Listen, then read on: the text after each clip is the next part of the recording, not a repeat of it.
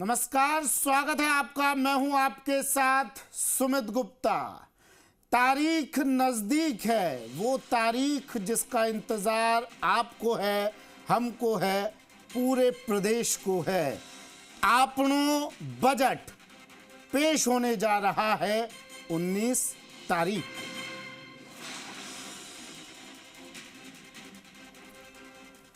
उन्नीस फरवरी को राजस्थान विधानसभा में राज्य का बजट पेश होगा।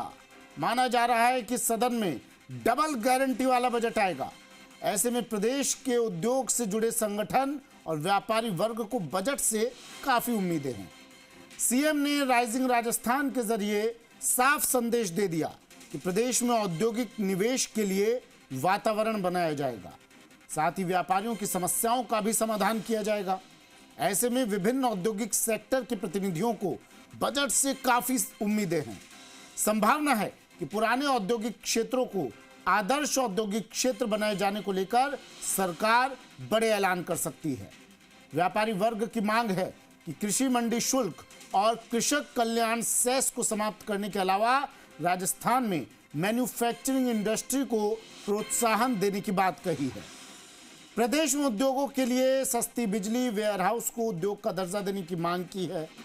आज पिंक सिटी के व्यापारियों से प्री बजट चर्चा के लिए व्यापार संगठन के लोग हमारे साथ जुड़ेंगे।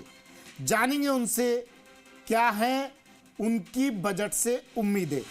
मेरे सहयोगी दामोदर हमारे साथ जयपुर से जुड़ गए हैं। उनके साथ व्यापार वर्ग के, उद्योग जगत के कई बड़े चेहरे मौजूद हैं, जिनसे वो जानने की कोशिश करेंगे कि बजट से उनकी उम्मीदें क्या हैं जो 19 तारीख को पूरी होने वाली हैं। Damodar, over to you. देखिए, अब केंद्र बजट के बाद अब क्योंकि राज्य का बजट आने वाला है और उसी पर सभी का फोकस है। 19 तारीख को जो बजट डिप्टी सीएम है दिया कुमारी वो विधानसभा में पेश करेगी और क्योंकि आम से लेके खास सभी लोगों को इस बजट से काफ़ी उम्मीदें हैं। हमारे साथ जो पूरा पैनल है वो इंडस्ट्री और बिजनेस से जुड़े हुए लोग हैं, क्योंकि चाहे महिला उद्यमी हो, चाहे जेंट्स उद्यमी हो या फिर अन्य सेक्टर से, यानी विभिन्न सेक्टरों से सभी जुड़े हुए हमारे साथ लोग हैं। हम इन सब से बात करेंगे, सभी उद्यमी हैं। तो ऐसे में कह सकते हैं कि इस बजट से कितनी उम्मीदें हैं, क्या है, इसको लेकर बात करेंगे। हमारे साथ जो 40 के अध्यक्ष हैं, सबसे पहले उन्हीं के पास जाएंगे, क्योंकि ये एक कह सकते हैं उद्यमियों का बड़ा एक फेडरेशन है। तो उनके अध्यक्ष हैं सुरेश अग्रवाल जी, उनसे बात करते हैं। सर, क्योंकि बजट है केंद्र के बाद, अब राज्य बजट पर सभी का फोकस है और सभी को उम्मीदें भी हैं काफ़ी। क्या कहेंगे इस बजट को लेके, किस तरीके से आप देखते हो, और क्योंकि आप लोगों ने सरकार को कई सुझाव भी दिए। धन्यवाद दामोदर जी। उम्मीद ये है कि इस बार ये जो बजट आ रहा है ये हमारे माननीय मुख्यमंत्री श्री भजन लाल जी का एक विज़न है कि आने वाले टाइम में 350 ट्रिलियन डॉलर की राजस्थान की इकोनॉमी होनी चाहिए। और उसी के तहत राइजिंग राजस्थान में हमने देखा कि 35 लाख करोड़ रुपए के एमओयू हैं जो धरातल पे अभी उतरने बाकी हैं, पर लगता है कि जल्दी वो धरातल पे भी उतरेंगे। और उसके तहत सरकार अच्छी घोषणाएं कर सकती है जिससे हम ज़्यादा से ज़्यादा इंडस्ट्रियां यहाँ लगा पाएँ और लोगों के काम कर पाएँ। जैसे मैं बात करूँ रिसाइकिल की, तो रिसाइकिल इंडस्ट्री की राजस्थान में बहुत ज़्यादा ज़रूरत है। हम रिसाइकिल में बात करें व्हीकल्स पॉलिसी की, तो व्हीकल्स में अभी सरकार ने पॉलिसी सेंट्रल गवर्नमेंट ने लागू तो कर दी, पर वो राजस्थान में अभी पूर्णतः लागू नहीं हुई है। 15 साल पुराने व्हीकल्स, अभी हम पूरे राजस्थान की बात नहीं करें तो मेन सिटी में, क्योंकि आज की तारीख में बहुत बड़ा ट्रैफिक जाम की समस्या होने लगी है। पुराने व्हीकल्स अगर वहाँ से हटाए जाते हैं और उसकी जगह नए व्हीकल्स आते हैं तो जो ब्रेकडाउन की वजह से जो ट्रैफिक जाम होता है वो ख़त्म हो जाएगा। साथ ही साथ गवर्नमेंट को उससे रेवेन्यू भी ज़्यादा मिलेगी, क्योंकि पुराने व्हीकल्स हटेंगे, नए आएंगे तो जीएसटी भी ज़्यादा आएगी। पिछली बार सरकार ने घोषणा थी कि 2% जीएसटी जो नए व्हीकल्स खरीदेगा पुराना स्क्रैप करने के एवज में उसको डीलर से डिस्काउंट दिया जाएगा, वो अभी तक नहीं मिला है। तो ज़रूरत है कि उसको वो तुरंत लागू करें। अगर वो 2% जीएसटी में उसको रियायत मिलता है या डीलर से डिस्काउंट मिलता है तो डेफिनेटली इसका बेनिफिट पूरे राजस्थान को भी मिलेगा और ज़्यादा से ज़्यादा व्हीकल स्क्रैप होंगे। इसी तरह स्क्रैप की दूसरी पॉलिसियाँ, प्लास्टिक में भी एक आनी बहुत ज़्यादा ज़रूरी है। प्लास्टिक में सेंट्रल गवर्नमेंट ने लागू भी कर दी है, पर उसमें हम कैसे सब्सिडी देके कैसे ज़्यादा इंडस्ट्रियाँ ला सकते हैं, इसको तो हर शहर गांव में लाना पड़ेगा। इसी तरह दूसरा जो कचरा है, इसके लिए जयपुर में प्लांट तो चालू हो गया है, पर सारी जगह चालू होना ज़रूरी है कि कचरे को इकट्ठा करके और उसमें बिजली उत्पादन या दूसरे काम में उसको कैसे लाया जा सकता है। ग्लास का अभी तक कोई रिसाइकिल का प्लांट नहीं लाया, ग्लास में भी रिसाइकिल प्लांट आने की ज़रूरत है। तो जितना ग्लास रिसाइकिल होता है वो कैसे न कैसे काम में आए, तो वो एक वेस्टेज नहीं हो। और इसके साथ एक बड़ी प्रॉब्लम है कि जो बिल्डिंगों के जो रॉ मटेरियल निकलते हैं उसको हम कैसे जीएसबी में यूज़ करके रोडों में या कहीं यूज़ करें।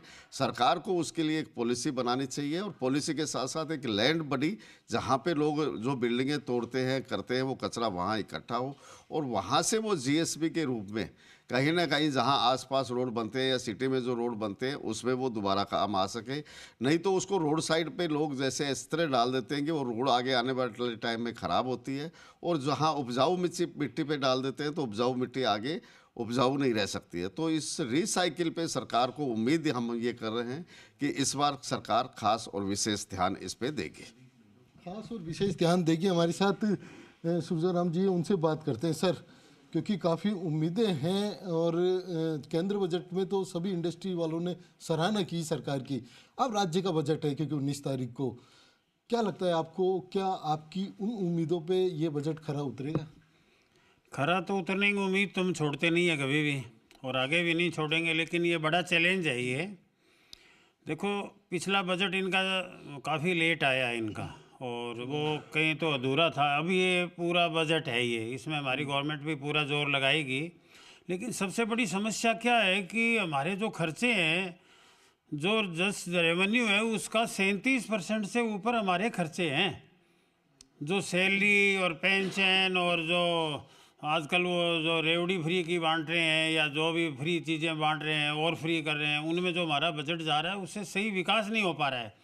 अगर जब तक ये 37% वाला जो घाटा का जो डेफिसिट है, घाटे का जो पूर्ति है, वो कैसे करेंगे?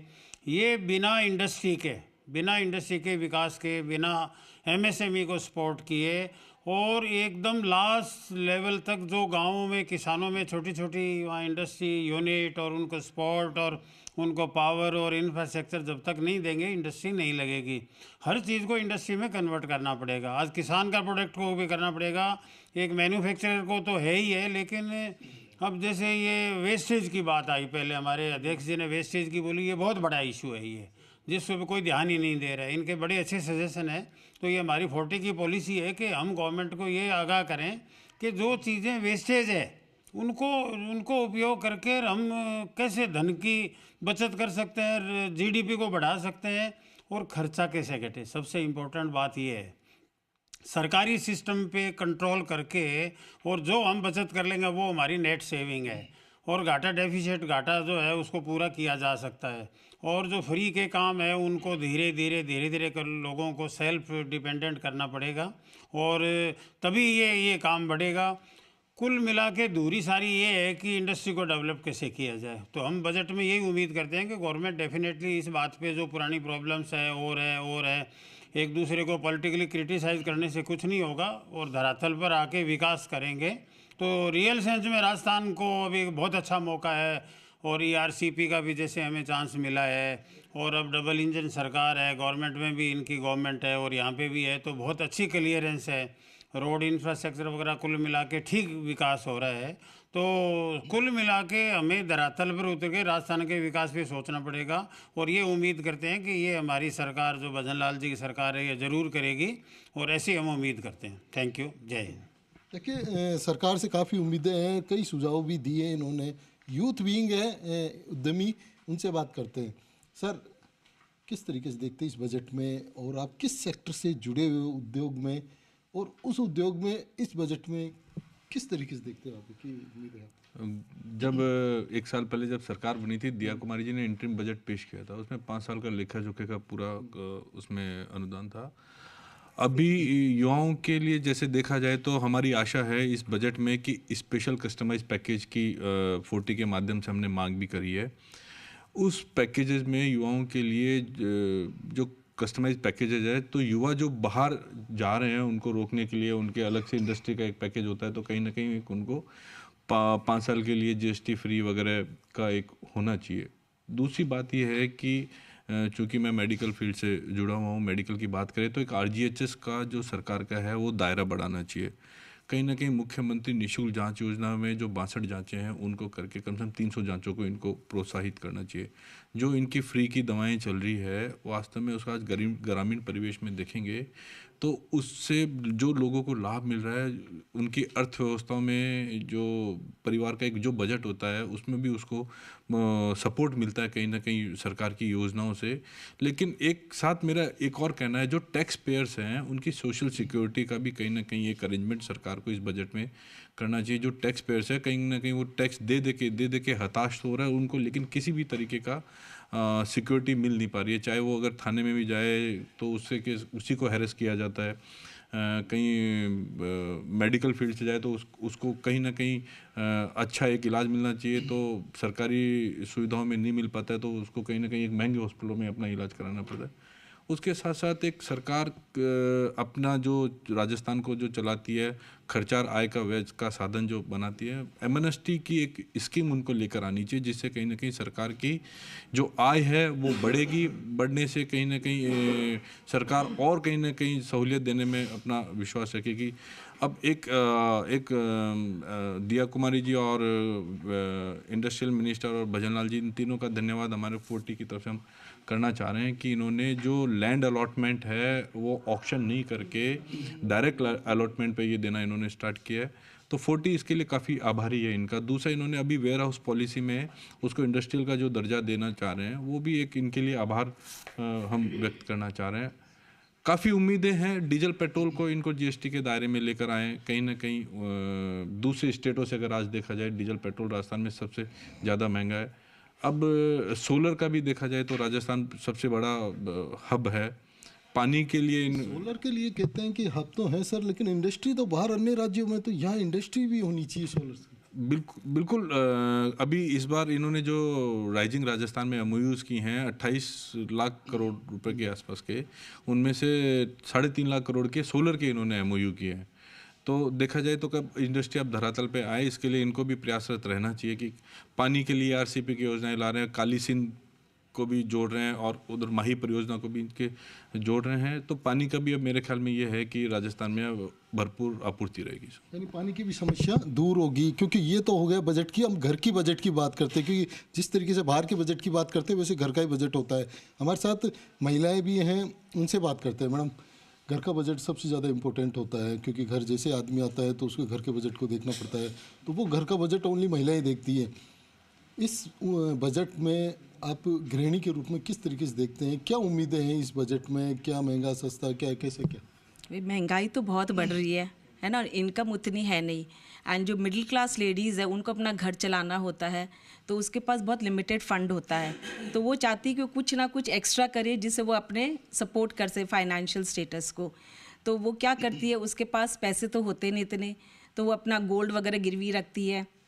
तो मैं चाहती हूँ कि सरकार कुछ ऐसा करे, उनको कुछ फाइनेंशियल सपोर्ट करे जिससे लेडीज़ को अपना गोल्ड नहीं गिरवी रखना पड़े और वो कुछ अपने घर के लिए कंट्रीब्यूट कर सके। प्लस जो ये आर्टिसंस है उससे भी मेन फीमेल्स ही है जो काम कर रही है, तो उनको भी एक अच्छा प्लेटफॉर्म दे जिससे वो राइज़ हो सके, कोई एग्जीबिशंस लगाए, फाइनेंशियल सपोर्ट करे जिससे वो राइज़ हो सके।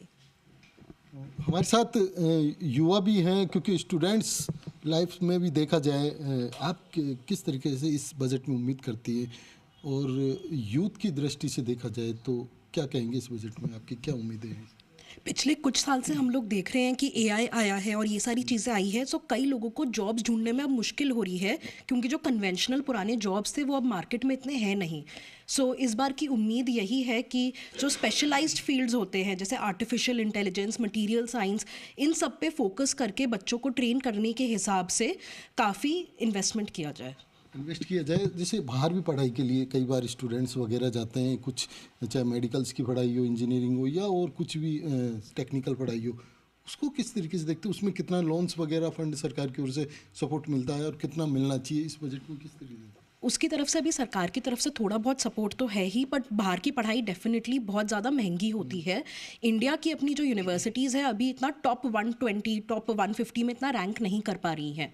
सो अगर हो सके तो अपन इंडिया की ही यूनिवर्सिटीज़ पर अगर थोड़ा इन्वेस्ट करें, उनका एजुकेशन सिस्टम बेटर करें, सो अपने जो युवक हैं वो इंडिया में ही रहेंगे। फिर देखिए हमारे साथ महिला उद्यमी हैं, उनसे बात करते हैं। नीलम जी हैं। मैम, किस तरीके से आप देखते हो कि महिला उद्यमी है, महिलाओं को सरकार भी चाहती है कि अब देश में हर कोई आत्मनिर्भर बने, तो आप महिला उद्यमी होने के नाते इस बजट में किस तरह की उम्मीद रखती हैं और क्या आप महिलाओं की ओर से सुझाव दिए सरकार को? हाँ, तो सबसे पहले तो मैं कहना चाहूँगी आज हमारी वित्त मंत्री जी भी एक महिला है और हमारी जो स्टेट की वित्त मंत्री है वो भी एक महिला है। तो जो आने वाला ये जो कंप्लीट बजट है जो कि दिया कुमारी जी फर्स्ट टाइम हमारे राजस्थान में पेश करेगी, तो इस बजट से हम लोगों को बहुत ज़्यादा उम्मीदें हैं, क्योंकि एक महिला उद्यमी होने के नाते अगर महिला उद्यमी के चैलेंजेस बोलें तो बहुत सारे होते हैं। फर्स्ट होता है उनका फाइनेंशियली चैलेंज। तो फाइनेंशियली चैलेंज में इन्होंने एक इंदिरा उद्यमी शक्ति एक योजना लागू करी है, जिसमें महिला को 50 लाख से 1 करोड़ तक का लोन मिलता है और 17.5% की सब्सिडीज़ मिलती है। अगर वो महिला उद्यमी उनका रूरल एरिया में वो उद्यमी है तो उनको 35% तक की सब्सिडीज़ मिलती आ रही है। ये एक बहुत अच्छा रुझान था जो पहले देखा गया था। तो इस बजट में महिला उद्यमी के जो चैलेंजेस होते हैं वो होती है उनकी फाइनेंशियली सिक्योरिटी, जो मुझे लगता है कि वापस कुछ अच्छा लेके आने वाला है ये बजट। सेकंड होता है उनकी सिक्योरिटी। तो उनकी सिक्योरिटी के लिए जगह जगह पे CCTV कैमराज लगा के उनकी मॉनिटरी, वो भी बहुत अच्छा प्रयास है हमारी गवर्नमेंट की तरफ से। इस बार शायद वो एरिया वाइज, क्योंकि उद्यमी रूरल एरिया में है तो वहाँ पे अभी तक वो अप्रोच नहीं है, उसकी भी हमारी एक उद्यमी होने के नाते एक डिमांड है।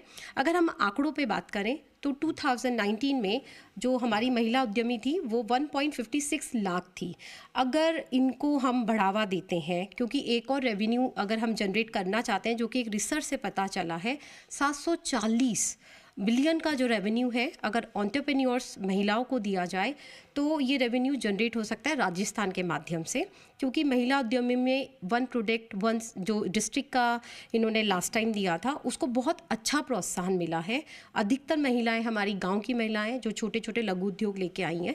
सो इस बार बजट से इतनी ज़्यादा उम्मीदें हैं कि जो गाँव की महिलाएँ सुरक्षा के मामले में सिक्योर हो रही हैं, फाइनेंशियली उनको सपोर्ट मिल रहा है, तो कहीं ना कहीं अब उनको इंटरनेशनली और नेशनली मार्केट में उन उद्यमी को अपने प्रोडक्ट को सर्व करने के लिए कुछ ना कुछ ऐसा प्लेटफॉर्म जो इस बार सरकार की बजट से उम्मीद है कि वो मिले और महिला उद्यमी को बढ़ावा मिले।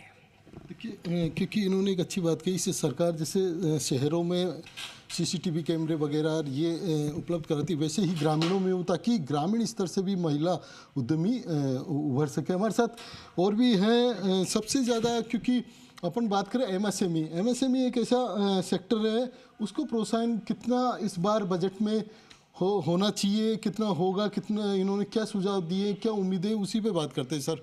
MSME क्योंकि सबसे एक ऐसा सेक्टर है जो सबसे ज़्यादा रोजगार देने वाला होता है। इस बजट में, क्योंकि अब पूर्णकालीन बजट है इनका सरकार का और दूसरा बजट है दिया कुमारी का, तो ऐसे में किस तरीके की उम्मीदें हैं? मैं धन्यवाद देना चाहूँगा राजस्थान के मुख्यमंत्री भजनलाल शर्मा जी का, जिन्होंने राइजिंग राजस्थान के माध्यम से राजस्थान में औद्योगिक गति को एक नई ऊंचाई पर ले जाने की कोशिश की है। चूँकि राजस्थान में MSME 90% MSMEs हैं, तो जो अभी इन्होंने पॉलिसीज़ निकाली है, रिप्स पॉलिसी और अदर 9-10 पॉलिसी जो निकाली है, रिप्स पॉलिसी में एक सबसे बड़ी खामी जो रखी है वो 25 करोड़ से ऊपर के इन्वेस्टमेंट में PLI स्कीम है। तो हमने सरकार से ये निवेदन किया है कि ये इन्वेस्टमेंट लिमिट 10 करोड़ पे लाई जाए, ताकि ज़्यादा से ज़्यादा व्यापारी इसमें कवर हो। चूँकि PLI स्कीम के अंदर टर्नओवर बेसिस के ऊपर लोगों को सब्सिडी दी जाती है, तो ये पहला पॉइंट यही था कि 25 करोड़ की बजाय 10 करोड़ इन्वेस्टमेंट स्कीम होनी चाहिए। दूसरा, यहाँ पर क्लस्टर बेस्ड इंडस्ट्रीज़ लगनी चाहिए, जैसे मेडिकल डिवाइस का क्लस्टर बना के अभी जो मेडिकल डिवाइस पार्क लाया गया है वह बोरनादा में लाया गया है। चूँकि जयपुर शहर से बहुत दूरी पर है, व्यापारी वहाँ पर जाना नहीं चाहते, तो PPP मोड पे या प्राइवेट इंडस्ट्रियल पार्क के माध्यम से जयपुर के आसपास में एक हेल्थ केयर और मेडिकल डिवाइस पार्क लेकर आना चाहिए। तीसरा पॉइंट था जो 45 दिन का MSME का पेमेंट का सिस्टम है, प्राइवेट पे एप्लीकेबल है, ये सरकारी सिस्टम पे भी होना चाहिए। यहाँ के जितने भी व्यवसायी हैं, जो कॉन्ट्रैक्टर्स हैं, जो सरकार के साथ काम कर रहे हैं, 6-6, 9-9 महीने तक उनका पेमेंट नहीं आता है। तो सरकार को इस और ध्यान देते हुए जो छोटे लघु कॉन्ट्रैक्टर्स हैं जो काम कर रहे हैं सरकार के साथ, उनको 45 दिन के पेमेंट सिस्टम में फॉल कराना चाहिए। चौथा था ODOP के ऊपर बहुत सरकार का फोकस है, तो एक ई-कॉमर्स प्लेटफॉर्म उनके लिए डेवलप करना चाहिए राजस्थान में कॉमन प्लेटफॉर्म, राजस्थान सरकार द्वारा ही, जैसा अभी सेंट्रल गवर्नमेंट लेकर आई है और स्विगी और जोमेटो की तर्ज पे, वैसा ही एक ई कॉमर्स प्लेटफॉर्म ODOP के बेसिस के ऊपर, जो जहाँ की छोटे उद्योग जो हैं, जो खुद का प्लेटफॉर्म नहीं ला सकते हैं या रजिस्टर नहीं हो सकते हैं, उनको सरकार हेल्प करे माल बेचने में। देखिए, और भी हमारे साथ हैं, उनसे बात करते हैं। सर, आप किस उद्योग से जुड़े हुए हैं और क्या इस बजट से कितनी उम्मीदें हैं, कैसे देखते हैं आप इस बजट? मैं नगर निगम ग्रेटर यूडी टैक्स कमेटी का चेयरमैन हूँ। मैं सबसे पहले तो राजस्थान में शायद संगठित स्तर के ऊपर उद्यमियों का और उद्योगपतियों का इतना बड़ा समूह 40 के अलावा कोई नहीं होगा, और मैं आभार प्रकट करता हूँ 40 के सभी गणमान्य सदस्यों का कि आप राजस्थान के बजट को लेकर इतने आसान्वित हैं, इतने उत्साहित हैं और इतने सुझाव आपने अपने जो है वो बड़े प्रोडक्टिव सुझाव आपने कलेक्ट किए हैं। दूसरी बात देखिए, मैं आपके माध्यम से एक मोटी मोटी बात करूं तो 2 विचारधाराएं राजस्थान के अंदर पिछले 5-7 सालों में लोगों का परिचय हो पाया है। एक विचारधारा है जो सेंटर में हो चाहे राजस्थान में हो, बड़े उद्योगपतियों को कोसने में, उनको गालियां निकालने में, उनकी नीतियों की आलोचनाएं करने में व्यस्त है, चाहे वो अडानी हो चाहे अंबानी हो। और एक विचारधारा है जहाँ पर राजस्थान में ऐसा नेतृत्व दिया है जो एक आम किसान का बेटा है, जिसने हर वर्ग की स्थितियों को, परिस्थितियों को नज़दीक से देखा है और खुद उनसे 2-4 हुए हैं। तो उनकी गंभीरता है कि किस प्रकार राजस्थान के हर वर्ग को आगे ले जाया जाए।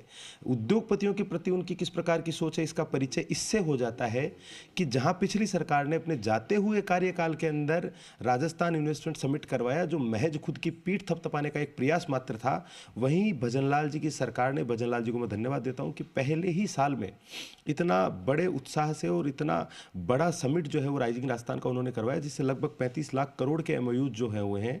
और 5 साल उन MOUs को परस्यू करने के लिए, उन MOUs को फॉलो करने के लिए सरकार और अधिकारियों के पास है। तो मैं मानता हूं कि बहुत बड़े स्तर के ऊपर राजस्थान में इन्वेस्टमेंट होगा और वो इन्वेस्टमेंट से राजस्थान के स्थानीय व्यवसाय को भी बड़ा फायदा होगा।